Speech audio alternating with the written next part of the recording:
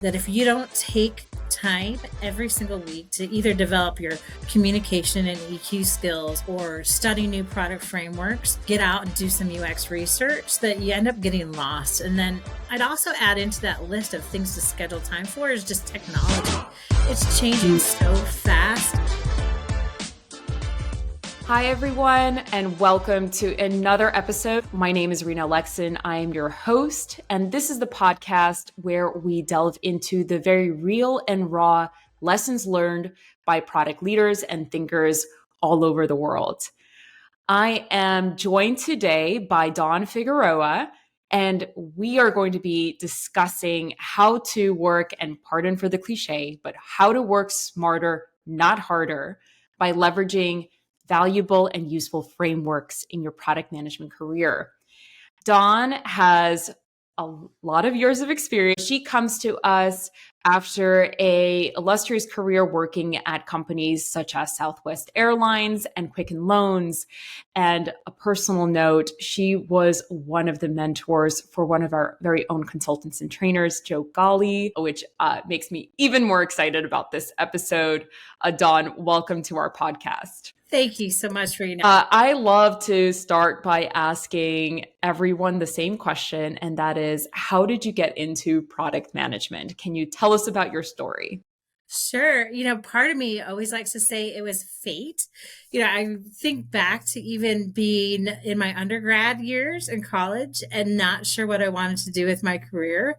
And all of a sudden I was sitting in a business strategy class, or maybe it was marketing strategy, and we were doing SWOT analysis and pestle analysis. And I'm like, oh my gosh, my brain loves the action of thinking through the business environment, the industry environment, the buyers, the users. And this is what I want to do my whole life. Like, I knew that moment sitting in that class.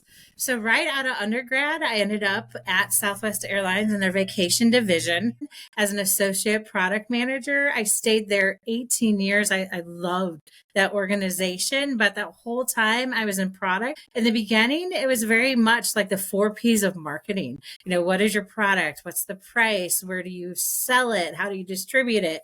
And then there was a rapid digital transformation that came across the travel industry, where all of a sudden now we're thinking about e-commerce. How do you come up with portals for travel agents to use? How do you have ticketless travel? How do you build new revenue management models? And that's really where I stepped into the true digital technology. From there, I went into fintech with Quicken Loans and led the team that built Rocket Mortgage.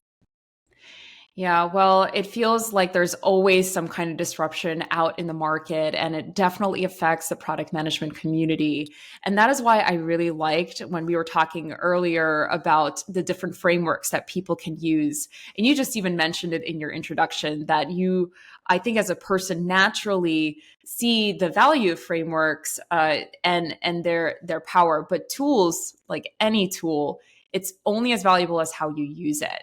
And I feel, and you can agree with me or not, that sometimes when we fail, that is when we have some of the biggest lessons learned. So I know you started talking about your time at Quicken, and I know that there is a really good story here about a time where you learned something really valuable. Sure. So throughout the 2010s, interest rates were super low. And so for a mortgage company, a lot of our business was refinancing loans for consumers that already had them. And Quicken Loans experienced really high growth. However, if we looked at our business, we were not succeeding in any closures of home purchase loans or, new purchase loans. And the main reason is because consumers, when they buy a house, rely on their real estate agent to kind of guide them to where they should get their financing. And as an organization, we didn't have very good relationships with those real estate agents. And so the flow of the consumer would be, they would come to our website, they would get pre-qualified for a loan to purchase their home. Then they'd start interacting with their real estate agent who talked them out of doing business with us. So there was a lot of pressure to solve this problem, because if interest rates rose, the amount of refi business would fall, and then our market share would fall. We were kind of given a task by the end of the year to launch some tools for real estate agents and then also to launch some consumer tools. And we had divisions in our company that already dealt with this area. So with the timeline, we kind of relied on their guidance and we built two tools. Neither one of them were extremely successful, but the one that really failed was a mobile app that we developed for consumers to keep them engaged with our brand through their home search process. So we built this mobile app that would, as consumers would look at homes that they were considering, they would put in priority factors of what they were looking for and then be able to rank different homes or take pictures of different homes. And I mean, it was a really nice app and functionality, but it didn't consider what the user actually wanted to do as they looked at homes. And home purchases are very personal, and people know often within moments of walking into a home whether it's in their consideration set or not. So they didn't need all these fancy tools. So it was a complete flop in achieving the objective of keeping users engaged with our brand and thinking that they still wanted to get financing through Quicken loans, because it just was built from the inside out rather than looking at what the user really needed and building something from the outside in. Yeah, I feel that there's a lot of companies that probably have this problem of they are creating some kind of market transaction, and a lot of the decision making is done when they're not in the room. So they're seeking ways, how do I increase customer touch points with my customers? They don't go off the relationship, and so they try to invest more into the relationship. But okay, so in this particular case, and I can, being somebody who has purchased a home, I can attest that you know right away whether or not this is a home for you or just a house that is out on the market. Now, did you do interviews? Did you talk to people? Did you talk to friends that were in the home buying decision making process? How did you what did you do to gather information about whether or not this was going to be valuable? So I think that truly is the root mistake that we made. We kind of just acted on a directive to get something out there in a certain time frame. Ideally, we knew like a MLS listing site, almost like a Zillow or something, would be what was needed. But the time frame to get the correct compliance and legal things in place in order for a mortgage company to do that was a pretty long arc. So that was removed. And we thought, well, we'll just do this app. And it was based on, just kind of internal gut evidence. And yes, we did mocks of designs and we would take them out on the street and ask consumers, did this make sense? Is this easy to use? And all of those answers were yes. But what we really missed was, are we solving a need that the consumer had or a pain point that consumer had? And quite honestly, we just didn't. So even though the design was well received and we had a lot of good feedback during the design and development process, we never really spent time examining the value proposition that something like this would have. So it really was a pretty big failure in my mind. But the team itself did a wonderful job designing it and thinking through how it actually worked from a functional perspective. Yeah, and I've heard this kind of story so many times. And I think at our company, we try to bring these stories to heart because people need to know, one, it's okay that if this has happened in your career, if it hasn't yet, it may. The important thing is to try to learn as much as possible from it. So I'm going to ask that question to you. Now, you've been through this particular product failure. What is a key lesson learned that you now apply to other product that you would now apply to other products? So I'm going to take this back to frameworks just a little bit, but there's two kind of frameworks that always come top of mind for me to avoid this type of thing. One of them is jobs to be done and just the forces of progress. And then another framework is just a problem, assumption, hypothesis canvas. And I think pausing to use either one of those frameworks in that Okay. situation would have helped. So we need to define these. So I'm pretty sure people may be familiar with jobs to be done, but maybe quickly define it for our listeners, the three frameworks that you mentioned. Sure. So, I mean, jobs to be done, just at a very high level, is uh, what need is being fulfilled by an action. So this could be as simple as turning on a TV. So, some people watch TV for the enjoyment. I watch TV because the job it fulfills for me is background noise. It just helps me get a headspace to concentrate, and I'm not paying any attention to the TV. So its job for me is very different than it is for other people. But when I mentioned that framework of forces of progress, it really comes down to a philosophy that there's uh two states it's that a consumer or user could be in. It's the status quo, how they solve a problem today, and the future state, what you want them to be doing in the future. So it comes down to business as usual, or kind of status quo, versus a new behavior that you're trying to influence. And there's really two forces that help push a change to behavior. So if you want to break somebody out of the status quo, you have to be sure that you've eased their problem and that their problem needed to be eased. And then the second one is the extent to which they are attracted to your solution. So if you're not really easing a problem, which, like I said, also means if a problem really wasn't a big deal to begin with, the fact that you eased it doesn't really matter. Kind of going back to the mobile app example before, or if the solution and the way you went about it created some type of anxiety or was against the norms of standard patterns or behavior, they're not really going to adopt it either. So then it comes back to the other side of that equation of there's two forces that are really blocking a change in the status quo, and that is the habit of the present.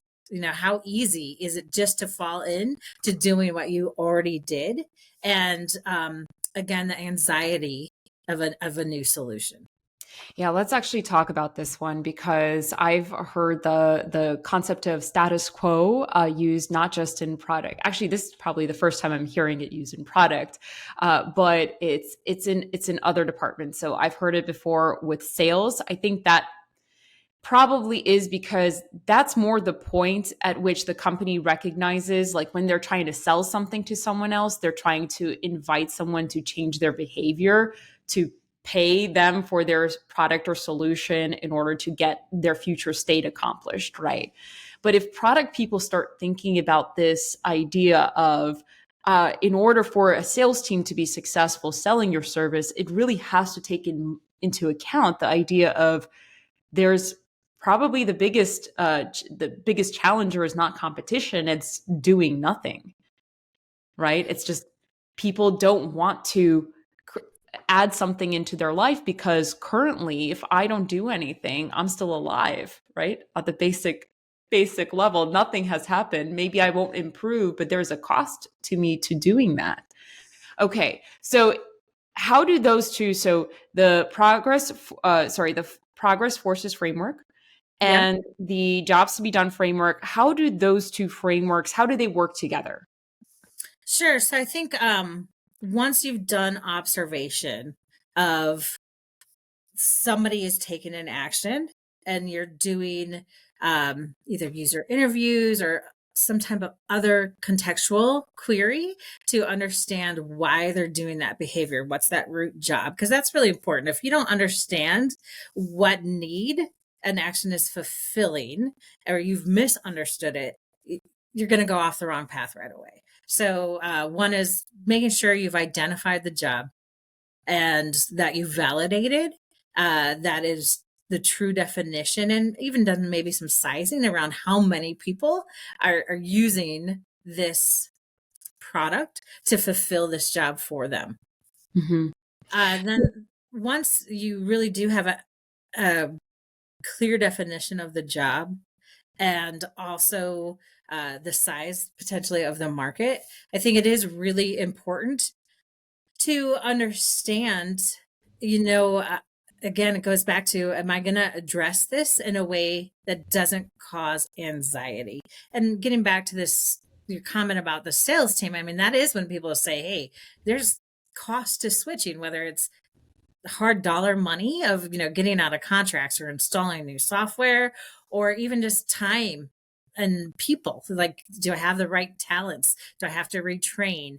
So there is all kind of risks when you go to sell a new product, that the sales force is hearing all these objections. So if you take your time ahead of time to make sure that you can spell out the difference between your future state and the status quo, as far as here's how it solves the problems in the status quo, and remind kind of the danger, and maybe danger is a big word, but the cons to just doing things routinely, and then also point out the ease of how your solution works and why it fits into their norms and normal practices. If a product manager is thinking in that framework ahead of time, and makes that adoption or the sales process of getting new trial that Yeah. much easier.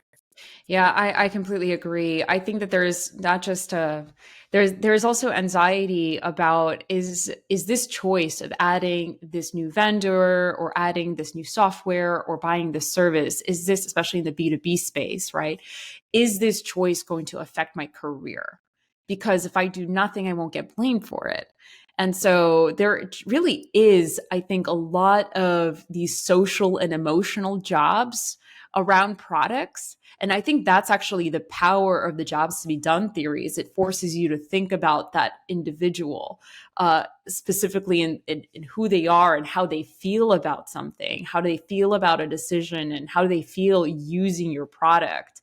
And that's why I really love this marriage of the status quo conversation and jobs to be done, because if you can understand at the point that a person is going to actually buy and use your product, what you can absolutely enable your sales team to better sell, because I think it goes back to your original point. The pain of staying in the status quo should be meaningful.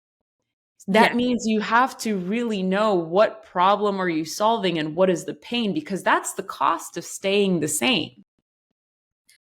100% agree. And that's another thing right from the start that goes back to, like, if you haven't really validated the depth of that pain or Mhm. the problem, again, you're going to go off course immediately and sometimes not even know it. Yeah. And this brings up another point around, so a product team, we like to say, like, I think it's been said maybe too often, but it's so true that product management, it's a team sport. You have to, when you're building the product, you also have to enable just about everybody else around you to build the product, to market it, to sell it, to support it. And so there are all of these people who are involved in the ultimate success of your product, which is also the ultimate success of whatever you're working on. And I remember asking you about where you think there might be problems, and thinking about it from a leadership perspective. Where do product leaders face problems in getting products out to market successfully? What kinds of conversations across other departments or with leadership are sometimes the trickiest to navigate? Oh, well, I mean, so that's a really big question. I think it really is person by person and department by department. And of course, that's also going to vary by organizational culture. Um, but I mean, there's a couple of teams that I feel can trip a product manager up pretty quickly if they don't have good relationships. Um, Obviously, the C-suite. That's the biggest one. If you're not seen as adding value to what they care about, which means first really taking the time to listen and internalize what they're telling you they care about. They're not going to care about you because they're going to see you as somebody that's not adding value to their world. Mhm. Um, so we could talk more about the C-suite in a minute if you want, but I think the sales team is another area where sometimes there can be friction between sales and product. Again, the sales is where the rubber hits the road. If they're hearing all kinds of objections and you're not giving them the right information to help them get over those objections, that's an issue. I think also doing research. Sometimes sales can be pretty protective of their accounts and aren't always welcoming of product to come in and observe and talk with their accounts. So building that trust relationship with sales is also really important.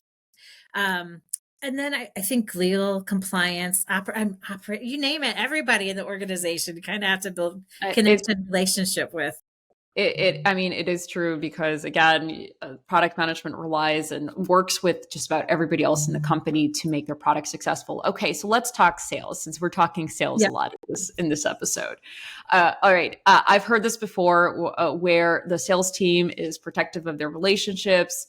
They are your current clients. They represent real dollars and cents to the salesperson, right? They're their commission. You have to be careful there.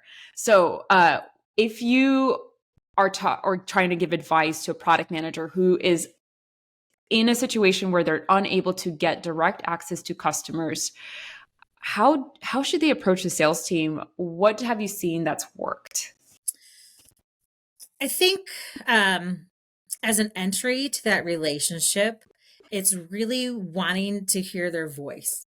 So letting them know you want to hear their pain points. What objections are they getting? What kind of advice can they tell you about the user and the buyer, as well as competition? They have a ton of information that they get about our competitors.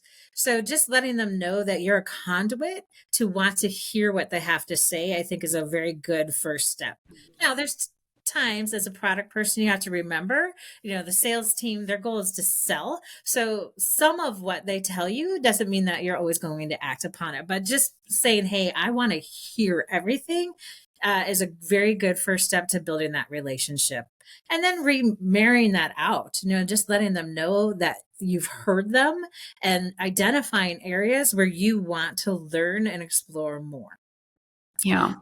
And then, when you're asking to actually observe their customers or interview their customers, I think it's building that trust, just making sure that they're aware that you want to and giving them parameters around here's who I want to talk to, the types of customers, and why I want to talk to them, and giving them free reign to come to you and give you a list of accounts that they feel meet your requirements, that they feel like they have a skin in that game, and they are also influencing who you talk to and when, also being very respectful of where they are in the sales process. So if there's something going wrong in that relationship, or they're just trying to sign up that account or close a deal, definitely being very careful as a product person how you interact, because you don't want to mess up what they have going on with that relationship.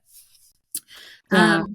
I So think you brought up the idea of trust a few times, and I wanted to also echo. So I think that a lot of product managers, almost like similar to what you had said before about Quicken Loans wanting to extend the touch points with their customer because they wanted to build a relationship with their customer.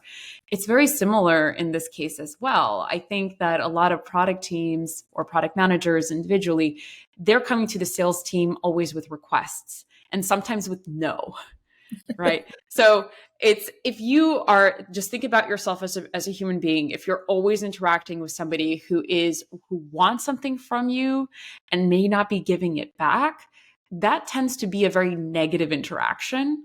And if all you're getting are negative interactions, then you're not likely to be in that headspace of, I really want to help you.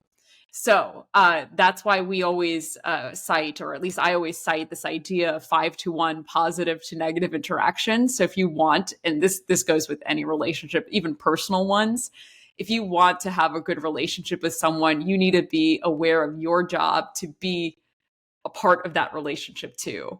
I heard somebody say, if you want a friend, be one, yeah, right? I love the 5-to-1 ratio. I haven't heard that specifically before, but I Yeah. love it as a concept. Yeah. So let's go now into, I know we're jumping around a little bit, but I love this conversation. Let's go to the C-suite because that one's harder. Sometimes with sales, you can find a common language, you are peers. But with people who are senior to you, even senior to if you're the most senior PM, you might still be having difficulty with, I'll name it, the CEO.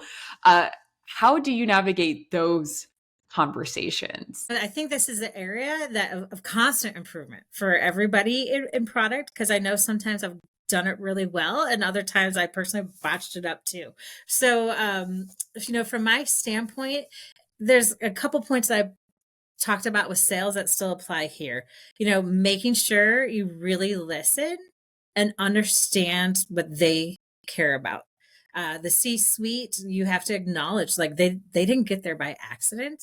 They have a lot of experience. They have a lot of knowledge. And if they don't feel like you're taking the time to pick up on what they care about right away, then you're almost dismissed. At the same time, if they're not getting new nuggets of information from you, then you're not really adding value. They want to be surrounded by people who care about the things they care about, who have insights that add to their knowledge. And if you're not doing that, again, you're not going to build a trustful, meaningful relationship long term. On the Mm-hmm. flip side of that, their time is very valuable. So I think it's how you pre-plan a meeting with somebody in the C-suite and really think through what's their role in this meeting? What do I want them to know? Where am I going to add value in this interaction to them? And what do I need in return? So I think it's about intentionality more than anything else in those interactions. Yeah. And I also like this concept of respecting their different perspectives. So, as product people, sometimes we have most of the information to do with the customer and the product. Uh, Essentially, I like to say that different departments, they have a different type of relationship with the customer, but it's up to the product organization to house all of the data, internal and external, to make the best decisions about what gets worked on, and tie that to the business objectives. So if I'm thinking, what if I'm understanding what you were saying, essentially the C-suite, I mean, their goals should be aligned with yours. And you may have information that helps them do their job and make decisions as well. So bring that up, like bring that up in the conversation. Did I hear you right?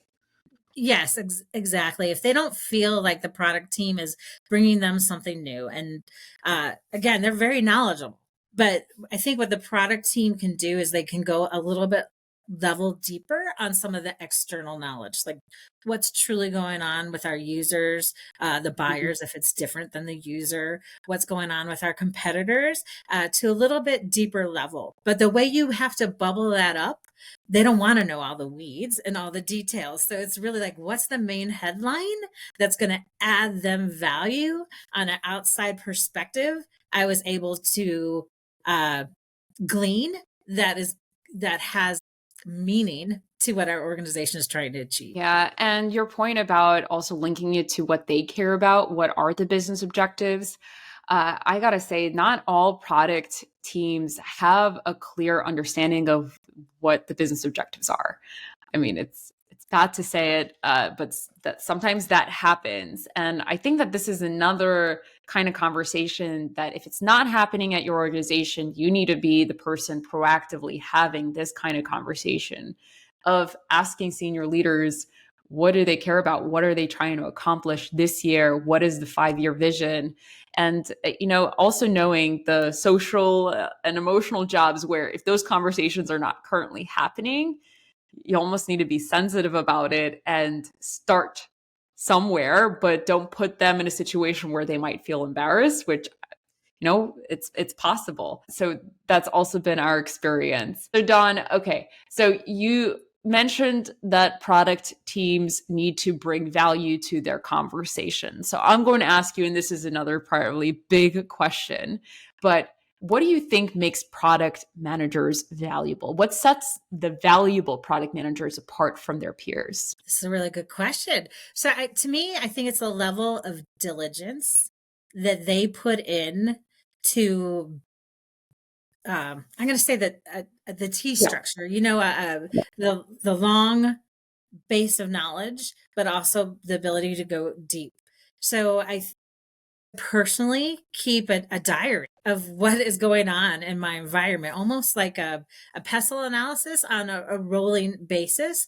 So I can look back in time and say, what's going on politically? What's going on with this competitor? What's going on with my consumers? And I can find trends very easily. So I think it's the amount of diligence that they spend into knowing the business, the competitors, the consumers, and that makes them very adaptable or agile to conversations or needs as the organization discovers them. And sometimes product is discovering those needs and presenting them and pitching them upward. To be valuable to the organization, you need to know enough to be making the right decisions for your company. And so, though that information comes, there's internal information. If you're working on a digital product, there's probably product usage data, product analytics that you need to be aware of. And then there's external, what's happening in your landscape, what's happening in your market, what's happening in your industry, like going broader and broader.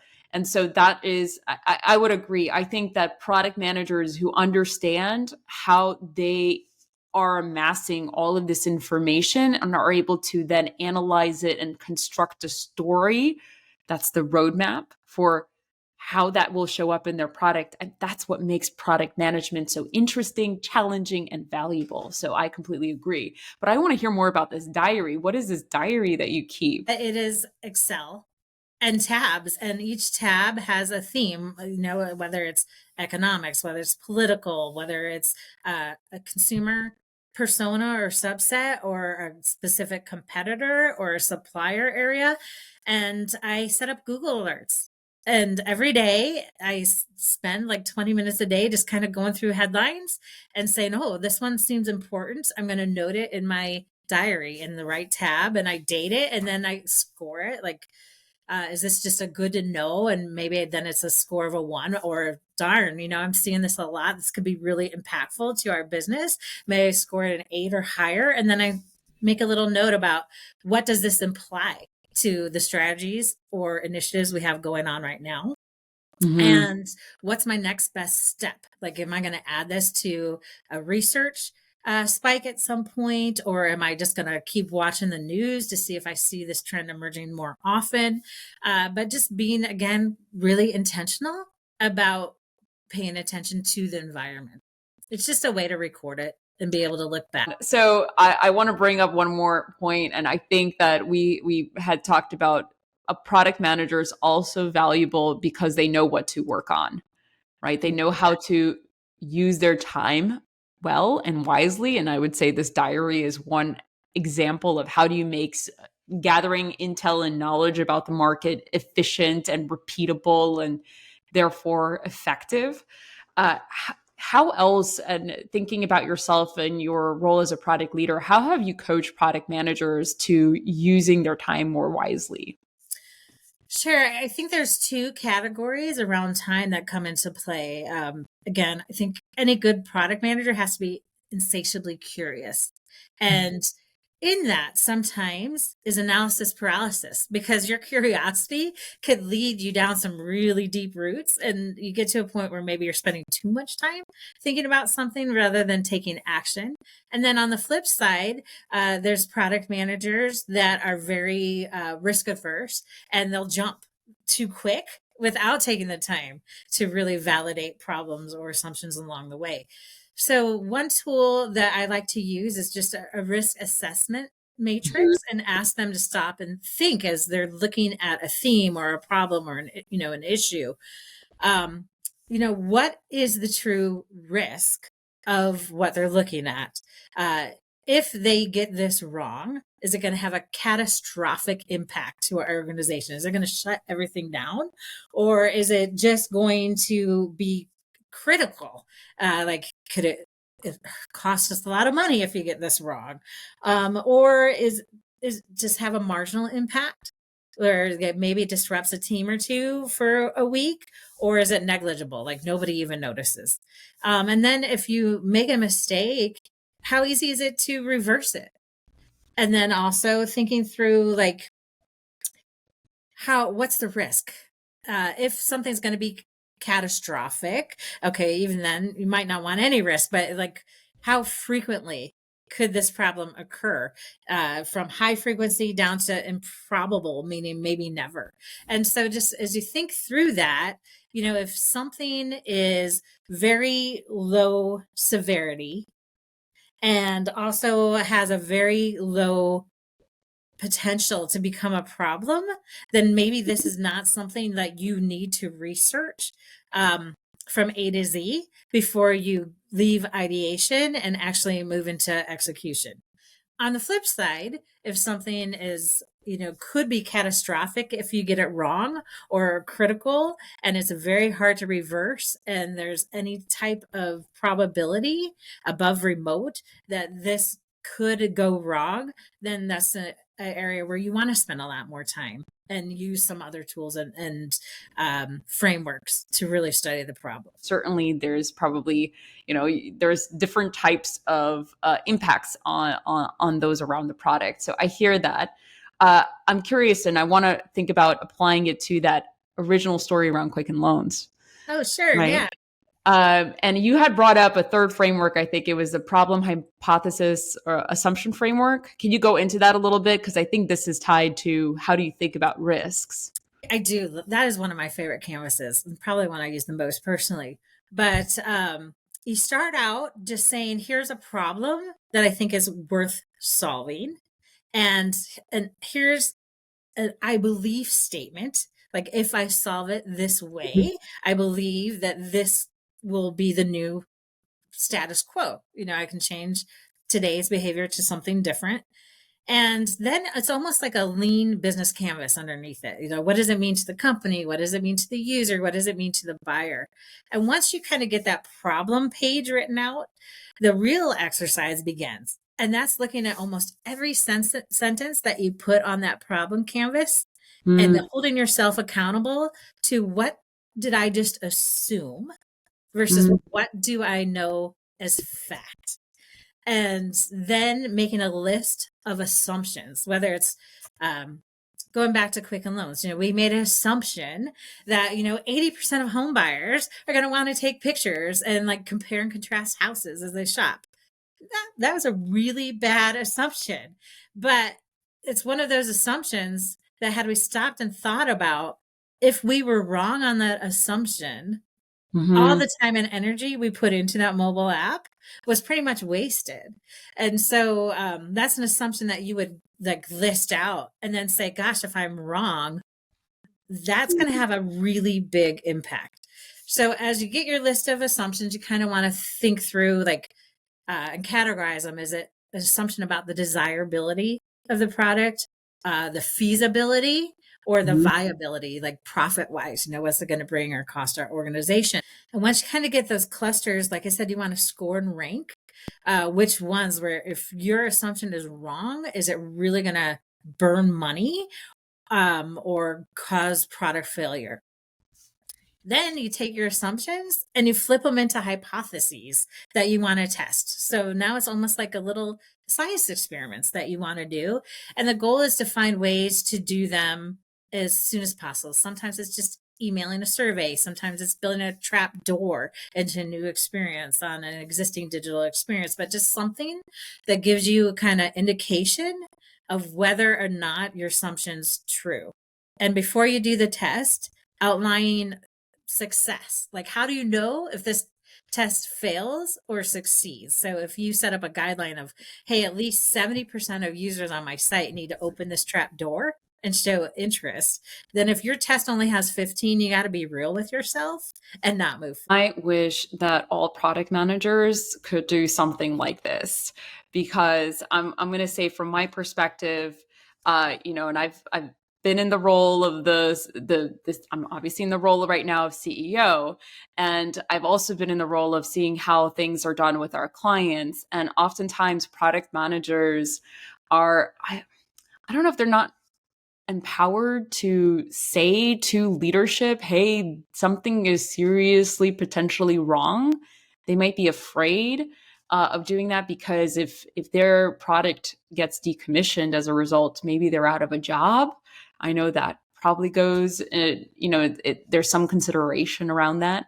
But if any product manager were to come to me and say that this is a core assumption for this product, and I can't find any validation, no backing that says that this is true, we shouldn't invest, I would promote that product manager because that product manager is telling me the truth about the reality versus falling in love with their product, which I think a lot of people end up doing.